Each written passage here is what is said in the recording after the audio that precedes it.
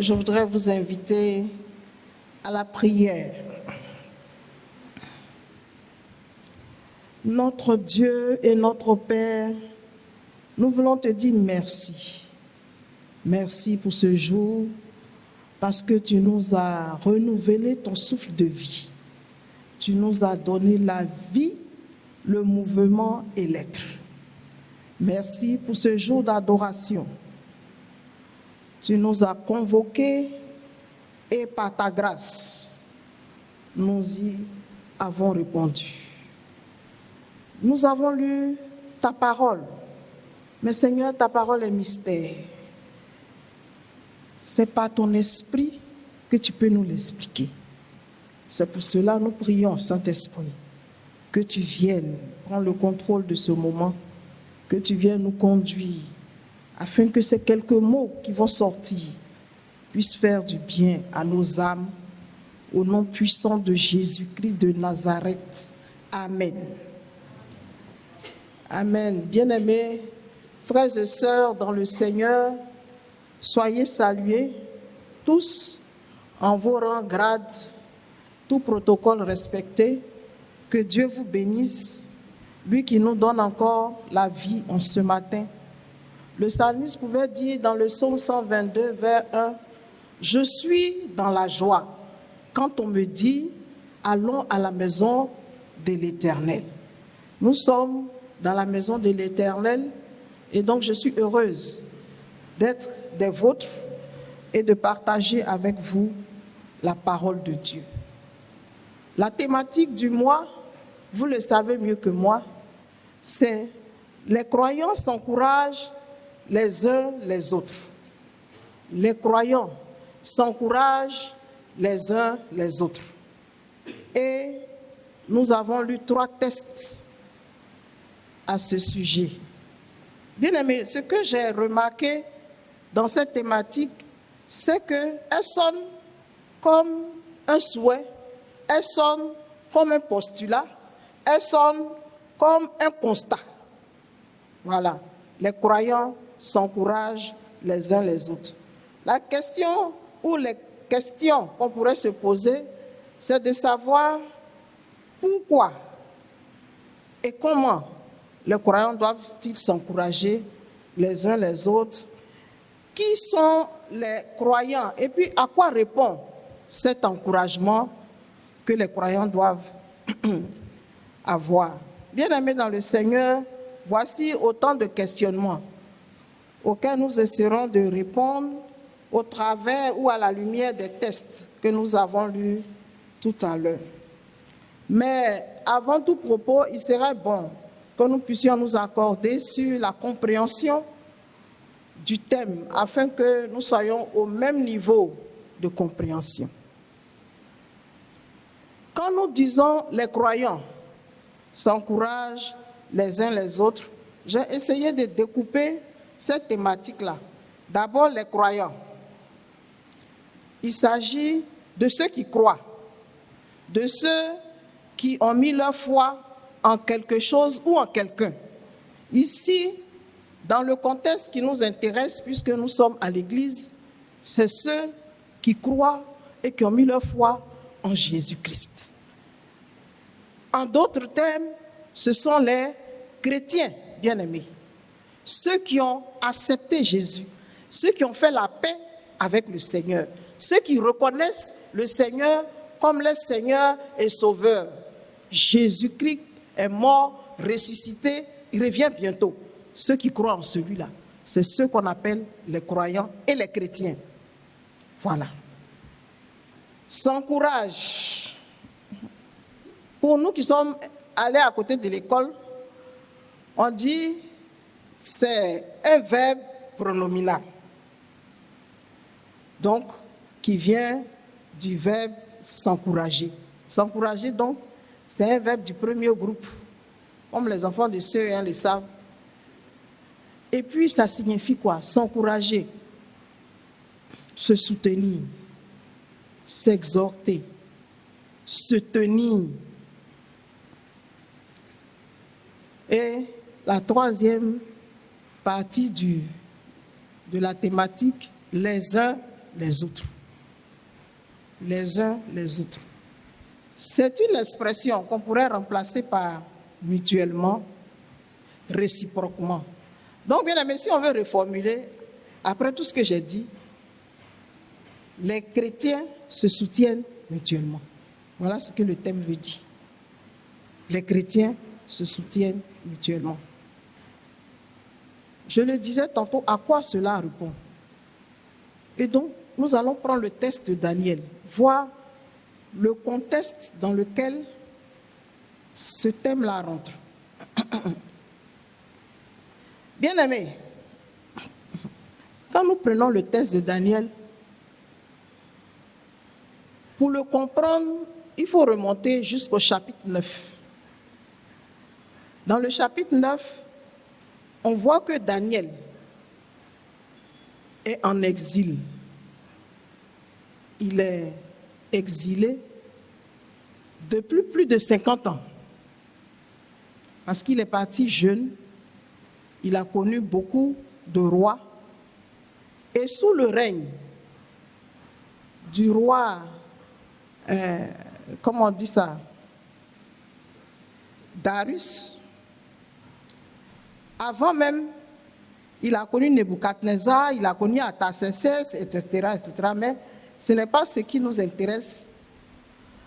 Au chapitre 9, on voit que sous le règne de Darius, le Mède, qui est venu conquérir Babylone, Daniel a sondé les Écritures. Et il s'est rendu compte que Dieu a promis à son peuple de quitter l'exil après 70 ans. Et les 70 années étaient arrivées. Et cette prophétie ne s'était pas encore réalisée. Et donc Daniel s'est mis à prier. Il a commencé à se repentir, à demander pardon à Dieu pour les péchés de son peuple, pour les péchés de son pays, de sa famille, de lui-même, pour que cette prophétie se réalise. Et il a prié jusqu'à, quand on arrive au chapitre 10, qu'on a lu tout à l'heure, jusqu'au règne de Cyrus le Perse. Donc vous voyez, Darius était là, Daniel priait. Cyrus est venu, Daniel continuait de prier, parce qu'il n'avait pas encore reçu la réponse du Seigneur. En temps, la réponse était venue, mais on dit qu'elle avait été interceptée, quand vous lisez les Écritures, par le roi des Perses, etc., etc. Donc, il fallait un combat. Donc, Daniel était en prière.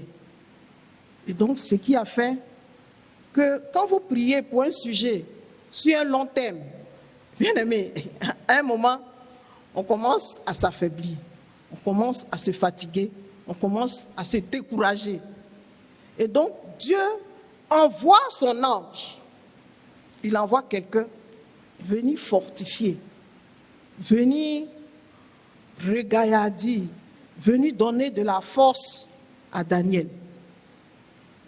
Parce qu'il était seul, il était en exil, et il a commencé à prier, et il fallait que quelqu'un vienne lui donner de la force.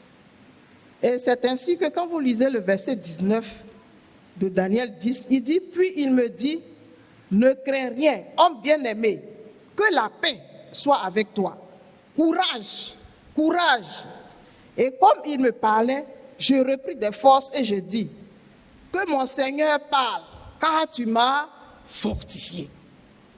Bien-aimé, voici Daniel.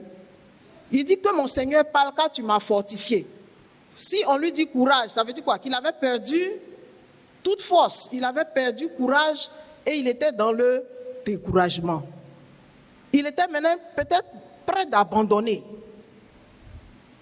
Comme certains d'entre nous aujourd'hui, qui sont prêts de lâcher la main du Seigneur, qui sont prêts de lâcher à cause d'une situation qui perdure, qui dure. Je ne sais pas ce que vous traversez, mais quand on a un sujet de longue durée, bien aimé, si on ne s'encourage pas, on ne va pas tenir.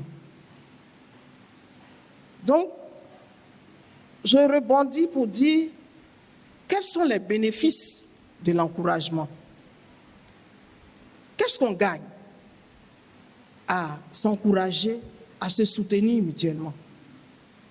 Bien aimé, Proverbe 16, 24 dit, les paroles sont un rayon de miel. Elles sont douces pour l'âme et porteuses de guérison pour le cœur. Donc, bien aimé, j'ai retenu 2 éléments. L'encouragement facilite une vie de sainteté ou de sanctification. Quand on s'encourage, on vit dans la droiture. Il faut remarquer les gens qu'on ne voit plus ou pour un petit problème se sont éloignés, sont partis. Quand vous allez les voir des années plus tard, ils ne vivent plus dans la sainteté. Mais quand on s'encourage, et le meilleur lieu pour s'encourager, c'est d'être en assemblée, c'est d'être ensemble. Parce que quand on parle de les croyants, c'est plus d'un croyant. Ce n'est pas le croyant encourage l'autre. Les croyants s'encouragent. Donc, ça facilite la vie de sainteté. Parce que quand nous voyons un frère en train de pécher, on peut le rattraper. On peut lui dire, attention à ce que tu fais, Dieu n'apprécie pas. Donc, il peut revenir et puis on continue la marche. Deuxièmement, l'encouragement donne ou redonne de l'espoir. C'est-à-dire que vous traversez une situation difficile. Quand on parle d'encouragement, ce n'est pas dans la joie. On ne s'encourage pas quand on est content. Parce que quand on est content, quand ton enfant a eu le bac, ce n'est pas quelqu'un qui va te dire de crier. Toi-même, tu t'encourages. L'enfant même, il s'encourage plus que toi. Et puis, il te rappelle toutes tes promesses. Voilà. Mais c'est quand il y a les épreuves, bien-aimés. C'est quand rien ne va. C'est quand tout est difficile. C'est quand tu penses que Dieu n'entend plus ta prière. C'est en ce moment-là qu'on a besoin d'encouragement. Il y en a qui font un repli d'après eux-mêmes, repli stratégique. Je m'en vais pour mieux sauter. Or, si on doit venir à l'église, si on doit être en communauté, c'est quand rien ne va. Quand on a perdu son emploi, c'est là qu'il faut venir à l'église. Quand tes enfants te fatiguent, c'est là qu'il faut redoubler dans l'œuvre. Quand dans le foyer, comme les Blancs disent, foyer, c'est feu. Quand le feu est trop attisé, c'est là qu'il faut venir à l'église pour refroidir cela. Bien aimé, l'encouragement mutuel, ça redonne de l'espoir. Pourquoi? Parce qu'en venant, quelqu'un va témoigner que j'ai vécu telle situation, Dieu, par la grâce de Dieu, je suis sorti de ça. Et puis quand toi tu entends le témoignage, ça te permet de tenir. C'est pour ça qu'on est en communauté. Et il est bon de rendre témoignage des bienfaits de Dieu. C'est bon, quand Dieu nous fait du bien, de dire, vraiment j'étais malade, Dieu m'a guéri. Et puis quelqu'un qui avait la même maladie dit, mais si, il n'a pas 4 pieds, il n'a pas 2 têtes, si Dieu l'a guéri, moi, Dieu peut me guérir aussi. Et puis on s'encourage mutuellement. Et puis il faut parler. Il faut se parler. Il faut être vrai. Bien aimé, aujourd'hui, on n'est plus vrai à l'église. On est superficiel. Parce que on fait genre. On veut montrer que ça va pas. Ça va pas. Mais tu viens, tu as un sourire, tu n'as pas dormi la nuit, mais il faut te faire montrer un visage. Parce que si on dit c'est toi, tu as trop de problèmes. Mais tu as un problème. Et puis il faut en parler. Bien aimé, nous, les Africains, nous, on ne va pas chez le psychologue. Les Blancs, ils s'en vont s'asseoir sur un divan. Ils donnent 300 000 francs la séance. Et puis, ils parlent jusqu'à... Ils s'élèvent. Nous, on ne sait pas faire ça. Nous, nos psychologues, là, c'est quand on est en communauté. C'est la psychologiste. Et puis, je t'appelle. Et puis, bien aimé, moi, j'ai appris avec le Seigneur qu'il faut se libérer. Parce qu'on est complexé. On a peur que notre affaire soit promenée dans l'église. C'est pas ça. C'est à cause qu'on s'assoit sur nos affaires. Parce que tu as un problème. Tu dis, si j'ai dit à Flavie. Elle va dire à PL. PL va dire à sa femme va dire à sa camarade. Et puis, quand tu passes, tu dis bonjour, on dit, c'est elle. Elle a un problème dans son foyer, ça ne va pas même. Tu as vu la dernière fois là. Et puis maintenant, jusqu'à quand tu as le retour, tu dis, si j'étais assis sur mon affaire, est-ce que ça allait sortir? La prochaine fois, tu dis, Quand le problème arrive, tu dis, pardonnez. Je fais un repli. Je m'en vais prier. Si Dieu m'a exaucé, je reviens. C'est ça qui fait que nos affaires, ça ne finit pas. Mais moi, peu m'importe. Je ne gère pas ce que tu fais avec ce que je te dis. Ça, ce n'est pas mon problème. Mais j'ai besoin de me libérer. Et je me libère. Et puis je vends, comme on dit, chez nous, c'est ma langue que je traduis. Je vends ma maladie. Je vends mon problème. Je vais vous rendre un témoignage. Pour dire que nous devons nous soutenir, j'ai ma nièce, la fille de mon frère elle est en France. Elle est née en France. Vous connaissez les gens qui sont en France là? Papa fume, maman fume. Et puis, la maman est tombée enceinte. Les Blancs ont découvert pendant la grossesse que l'enfant avait une malformation cardiaque. Blanc est fort, dès le ventre de la mère. Et puis, elle dit, ils ont fait une réunion de professeurs et puis ils veulent la convaincre d'avorter. Parce qu'ils ont vu que si elle accouche, ce que ça va leur coûter en sécurité sociale. C'est après on a compris tout ça. Et puis elle en parle à son mari. Ils ne vont pas à l'église, hein. Ils sont couchés chez eux là-bas en France. Et puis, son mari lui dit, il ne faut pas avorter. Ma soeur est à Abidjan, elle prie. Moi, je ne prie pas, mais ma soeur prie.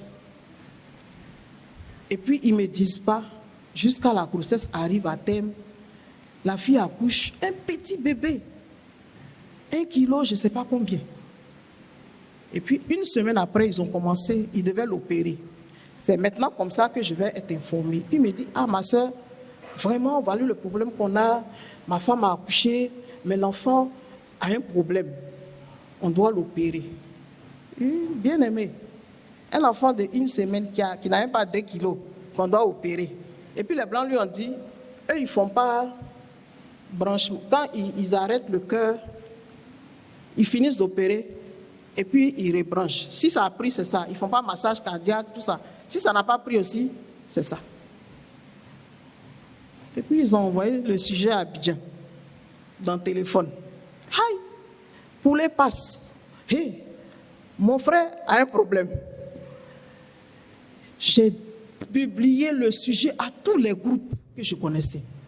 Tous les hommes de Dieu que moi, je connais. Tous les chrétiens où on prie. Dès qu'on dit, vous avez un sujet, je dis, j'ai un sujet. Dimanche, quand on va à la classe méthodiste, on dit qu'il y a un sujet. Je dis, moi j'ai un sujet. Je dis, parce que je me suis dit que je ne sais pas la voix de qui Dieu entend. C'était ça mon principe. Je dis, peut-être moi je suis pécheresse, mais il y a quelqu'un qui est plus saint que moi, dont Dieu va avoir compassion. Bien aimé, on a prié et on a opéré l'enfant sur des années. Mais aujourd'hui, c'est une jeune fille de 22 ans qui a eu son BTS, qui est venue me voir cette année. Vous avez vu comment Dieu est fort. Pourquoi? On s'est encouragés mutuellement. On s'est soutenus dans la prière. Et on a une soeur en Christ dont l'enfant a eu le même problème. Bien aimé, elle a pris l'enfant ici à Abidjan pour aller en France. Elle ne nous a pas dit. Eux, ils ont leur argent. Ils sont grands types. Ils ne disent pas leurs affaires. Ils sont partis. C'est quand l'enfant est mort là-bas que nous, on a su. On est parti à l'aéroport accueillir l'enfant. On a fait l'enterrement. Quand je me suis renseignée, c'était exactement la même maladie que ma nièce a. Moi, je ne sais pas. Et puis je lui ai dit, mais pourquoi tu n'as pas dit? Et puis quelqu'un m'a tapé pour dire, tu ne sais pas qu'eux ne disent pas les choses. Je dis, pardon. Sinon, moi, il dit pour moi, fais de ça ce que tu veux. L'essentiel, c'est que j'ai partagé, que Dieu. Bien aimé, c'est ça qui fait qu'on est encore dans l'œuvre On est encore. Et donc, quand je vous rends ce témoignage-là, si vous avez demain un problème, vous allez partager pour que quelqu'un prie. On prie ensemble, on se soutient. Ce n'est pas pour qu'on colporte. Ça, ce n'est pas chrétien. C'est pour qu'on se fasse du bien. C'est de ça qu'il s'agit. Bien aimé, on va avancer. Donc, je disais que les bénéfices, vraiment, il faut que nous puissions prier. Dans Luc, Jésus disait à Pierre, moi, j'ai prié pour toi afin que ta foi ne défaille pas. Mais quand tu seras converti, affermis tes frères. Ce n'est pas que Pierre seul, ce n'est pas un rapport hiérarchique. Bien aimé, ce n'est pas Pierre qui est le patron et puis il décide que toi tu as trop de problèmes, on doit prier pour toi, on doit te soutenir. Non, non, il doit prendre l'initiative. Ça doit venir de quelqu'un, de quelque part. Mais comme lui, il est plus affermi, il est plus aguerri, il sent plus les choses. C'est pour cela que le Seigneur le met en responsabilité. Donc Pierre n'a pas le droit d'aller promener les affaires des gens. Au contraire, il a le droit de maintenir l'église. Donc quand on a un poste de responsabilité, on doit faire attention au peuple de Dieu, au troupeau que Dieu nous a confié. Quand on est pasteur, il faut faire attention à ses fidèles. Tu ne vas pas venir prêcher dimanche et puis tu t'en vas. Tu ne sais même pas où il habite. Tu ne sais pas. Parce que pour s'encourager là, il faut connaître. Tu ne connais pas chez moi. Tu ne me vois pas dimanche. Deuxième dimanche. Troisième dimanche. Quatrième dimanche. 2 mois après, quand je viens, tu dis, tiens, on ne te voit pas. On a pensé à toi, on parlait de toi-même. On disait, mais celle-là même, on ne la voit pas. Ça fait fâcher. Bien aimé. Moi, je me fâche pour ce genre de choses. Mais je n'aime pas ce genre de réflexion. Tu ne me voyais pas. Aujourd'hui, la Blanc a fait téléphone. Je n'ai pas dit de venir chez moi, mais appelle-moi. Tu ne sais même pas ce que je traverse. Votre thème là, c'est bon. Hein? Les croyants s'encouragent. Si on est vraiment chrétien, il faut qu'on puisse se chercher. J'ai une sœur en Christ qui est malade. Je ne savais pas. Et puis quelqu'un parlait d'elle. Et puis je dis, ah, celle-là, chaque juillet, elle voyage. Oh, la dame n'a pas voyagé. Elle est malade. Il a fallu que quelqu'un vienne, aille la voir. Après 3 dimanches, ne la voyant pas, aille la voir pour nous ramener l'information pour dire, ah, priez pour telle sœur, elle est vraiment malade. Je me suis repenti. Parce que si je l'avais appelée, j'aurais su qu'elle est malade. Mais j'ai déduit que chaque juillet, les gens, ils ont leur argent. Chaque juillet, ils prennent leur avion. Donc moi aussi, j'ai dit, elle est partie en voyage. Puis elle va partir, qu'elle va venir nous trouver. Oh, c'est faux, la dame est malade. Vous voyez, quand tu ne vois pas ton frère, il faut... Et que Dieu, on ne peut pas penser à tout le monde, mais Dieu te fait penser à quelqu'un. Il faut l'appeler. Il faut aller chez lui. Il y a des gens aussi, on ne va pas chez eux comme ça. Il faut prendre rendez-vous. Il y a quel rendez-vous? Quand on vient à l'église ici, là, c'est rendez-vous de dimanche ou bien? C'est ça. Mais je ne peux pas aller chez toi pour prendre rendez-vous. Vraiment, ça me fatigue. Je ne sais pas. On peut dire, j'ai peur de te manquer, donc je te préviens que je viens chez toi. Mais je n'ai pas besoin de te prévenir. Il y a des gens, mais tu dois venir chez moi, il faut que tu m'appelles. Faisons attention. Faisons attention à comment nous vivons. Ça, c'est pas de l'encouragement. On ne peut pas s'encourager si on ne se voit pas. Parce qu'on ne s'encourage pas de loin. C'est faux. On s'encourage quand on se voit. Pourquoi? Parce qu'on fait jouer l'amour. C'est l'amour. Si tu ne me vois pas, tu ne peux pas m'aimer. Tu ne me pratiques pas, tu ne peux pas m'aimer. Tu me vois de loin, tu me juges, tu as des préjugés. Tu as des idées conçues et préconçues sur moi. Tu ne peux pas m'aimer. Mais quand tu me pratiques, tu dis, ah, mais finalement, la femme, elle n'est pas comme ça. Finalement, ce qu'on dit là, c'est faux. Finalement, etc., etc. Mais c'est quoi? C'est en se pratiquant. Et Jésus nous a montré quoi? C'est l'amour. Bien aimé. Voici l'instrument pour s'encourager. C'est l'amour. L'amour. Parce que l'amour induit la patience. Et puis, comme on le disait dans le livre de Jacques, la patience. Et puis, c'est ça qui fait qu'on peut avoir, on peut s'aimer. Sinon, le découragement, là, c'est difficile. Hein? Quand on est découragé, on ne vient plus à l'église. On est découragé, on se replie sur soi-même. On est découragé, Même tu dis à ton enfant, ah, tu veux aller à l'église, tu dis, aïe, il y a quoi à l'église là-bas? C'est pas pour aller parler des gens. C'est pas... Non, non, c'est pas de ça il s'agit. Il faut que nous puissions nous aimer. Il faut être vrai. Bien aimé, pour encourager ta soeur, il faut que toi-même tu sois vrai. Quand il s'agit de toi, tu t'assois sur ton affaire. Il y a des gens là, eux, ils encouragent seulement le problème des autres. Eux, ils sont toujours bien. Ils n'ont rien. Ils sont toujours, tout est propre chez eux. Nous, on ne va pas vers ceux-là. Parce que si j'ai un problème, on se partage. Nous, à la prière matinale ici, quand on a une habitude, chaque premier mardi du mois, on prie les uns pour les autres. Tu viens, j'écris mon nom, mon téléphone sur un bout de papier, je donne à quelqu'un, j'échange avec quelqu'un. Et puis je prie pendant un mois pour cette personne. Chaque fois que j'ai l'occasion de me mettre à genoux, je dis au Seigneur, oh, souviens-toi de telle sœur. Je ne sais pas ce qu'elle traverse, mais souviens-toi.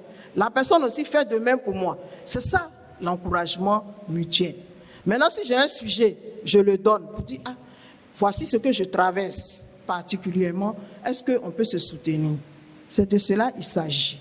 Sinon, Dieu, c'est lui seul qui est sur son trône. Colossiens 4, verset 6 dit que votre parole soit toujours accompagnée de grâce, assaisonnée de sel. S'encourager, ce n'est pas s'envier. S'encourager, ce n'est pas venir se regarder pour dire que, ah, regardez, celui-là a ça, celui-là n'a pas ça. Celle-là, ça marche chez elle, l'autre, ça ne marche pas. Ce n'est pas l'encouragement, ça. L'encouragement, là, c'est des paroles assaisonnées de sel. De bonnes paroles, toujours. Quand quelqu'un dit, je traverse un moment difficile, tu dis, ça va aller. Moi-même, je suis passé par là. Ça va aller. Et puis, ça va. Pourquoi? On dit les croyants, les chrétiens. On a foi en qui? En Jésus-Christ. C'est lui qui nous rassemble. Bien-aimés, il faut cultiver cela. Votre thème, c'est vraiment un bon thème. Il faut s'aider, s'entraider, se soutenir. Pierre et les disciples. Pierre, ça à lui, Jésus a confié l'église, mais il était au même niveau que les autres. Au point où Paul a pu lui faire des remarques quand il a dévié. Il faut que nous puissions accepter que, en tant que responsable, on puisse nous faire des remarques. Un fidèle lambda peut venir dire, ah, la prédicatrice, aujourd'hui, là, ce que tu as dit là, moi, je ne suis pas d'accord. Voici ce que la parole dit. Et puis, on confronte la parole. Et puis, si tu as raison, je te donne ta raison. Mais nous, nos responsables de maintenant, là, on ne leur parle pas. Si tu as parlé, tu as eu problème. Voici votre structure. C'est parce que je suis devant. En tout cas, chez nous, là-bas, c'est comme ça. C'est parce que je suis devant que vous me parlez comme ça. Vous me dites ceci. Bien aimé, le chef là, c'est lui on critique. Pelle. Le chef, c'est lui, c'est sur lui on met tout. Tu as fait parler avec ton mari, tu dis c'est le pelle. Ton enfant ne te respecte pas, tu dis c'est le pelle. Ton ayant de popote est fini, tu dis c'est tout ça là. C'est parce que je viens à l'église, il y a trop de cotisations, c'est à cause de ça. Donc, mais si on s'encourage, bien aimé, le Seigneur nous bénit. Parce que le pays là, où ça va, il faut qu'on puisse s'encourager mutuellement. Quand tu ne vois pas ton frère, il faut l'appeler. C'est ça. Quand tu n'entends pas, tu ne sais pas la nuit ce qu'il a traversé. Que le Seigneur nous aide, bien aimé. Que nous soyons des vrais chrétiens. Ce n'est pas chrétiens de surface. Parce que Jésus revient bientôt. Jésus revient bientôt. Aujourd'hui, là, on prend comme argument le temps. On n'a pas le temps. On n'a pas le temps, c'est pour ça qu'on ne se visite pas. On n'a pas, c'est faux. Ce n'est pas vrai. Ce sont des arguments que nous trouvons. On trouve le temps pour les gens qu'on aime. On trouve du temps. Il faut voir un jeune homme quand il est amoureux. Même si on dit passe doctorat, il trouve du temps pour aller parler à la fille. Il trouve du temps pour aller s'asseoir. Oui, parce que si tu ne vas pas t'asseoir, comment elle va te dire oui? Sa maman l'envoie à la boutique où tu l'accompagnes. Sa maman l'envoie au marché où tu l'accompagnes. Tu as trouvé ce temps-là. Quand tu l'as mariée, elle est assise. Maintenant, tu n'as plus le temps. Tu es à volo. Attention à comment nous vivons. Que Dieu nous aide, bien-aimés. Dieu vous bénisse.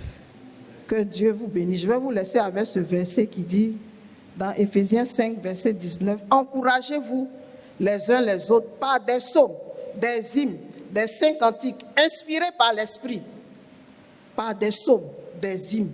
Encouragez-vous mutuellement. » Donc on se réunit, on chante, on prie, et puis si on a un sujet, on prie sur la base de la parole. Ce n'est pas pour nous critiquer, ce n'est pas pour parler mal l'un de l'autre, ce n'est pas pour nous envier, ce n'est pas pour nous haïr, mais c'est pour nous aimer et c'est pour être meilleur. Que Dieu vous bénisse et que vous soyez de bons croyants, de bons chrétiens, que nous puissions nous encourager. Au nom de Jésus, Amen. Alors, on va baisser la tête, on va prier. Seigneur, merci, parce que tu es Dieu, tu nous donnes encore ce beau thème. Nous sommes des croyants et Seigneur, tu vois comment des fois nous nous comportons et nous fuyons même lorsque rien ne va. Mais ce matin, tu nous appelles et tu nous rappelles que nous devons nous soutenir, nous devons nous ouvrir, nous devons laisser ta parole nous pénétrer. Aide-nous au nom de Jésus. Amen.